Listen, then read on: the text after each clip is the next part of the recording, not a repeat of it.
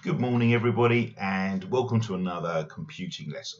So today we're actually going to take a lot of our computing away from our computers, and we're going to have a bit of a look around for something in our homes. Okay, so that's what we're going to be doing. And we're going to be thinking about digital devices. Now, first of all, let's get a really good definition of what a digital device is.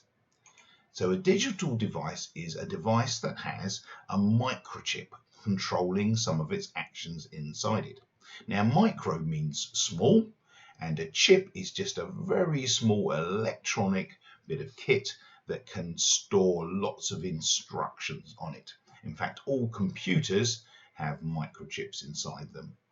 Okay.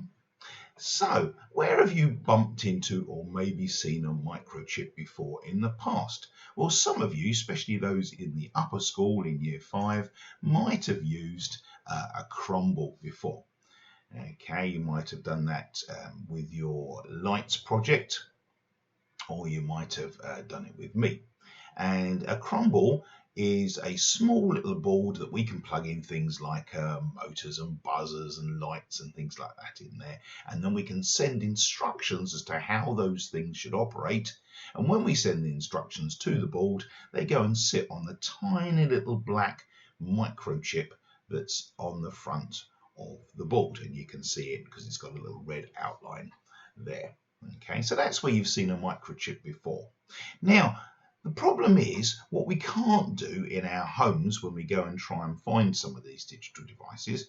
We can't take our hammers and our screwdrivers and go and break up lots of the things that we find in the home, because your parents quite rightly will be very cross with me if you do. Okay, so please don't go and do that. Because actually, although that can seem like a lot of fun, it can often be very, very difficult to actually put those things back together again once you've opened them up. Okay, so don't do that. But fortunately, there are some clues on some of those digital devices as to whether they're digital. Okay, and one clue is, has it got a screen? Okay, so quite a lot of digital devices actually have a very small screen or even a larger one, okay, that gives out some information. This one that we've got on our screen in front is just giving us some numbers, but it might be a word or and just a couple of letters, all right, a small instruction can give you a clue that something is probably digital or partly digital. Okay, so what are we going to ask you to do today? Well, I would like you to go around in your home and have a think about how many devices can you find in the home which might be digital. Go and have a good look for them. That's the most important part of today's lesson. It would be great if you could either write down on a list all the things you think are digital, and then you can bring that back and type that into the comment for this assignment, or you can take a photograph of your list and upload the photograph of your list. Or if you want, you can take something like a tablet or digital camera around, and of course a digital camera gives you a clue, doesn't it? Okay, and you can take photos of some of the devices that you think are digital.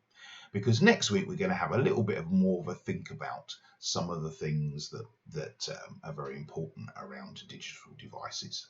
So for today, can you find some digital devices, and can you upload the names of them or the pictures of them or a picture of your list to this assignment? Happy hunting!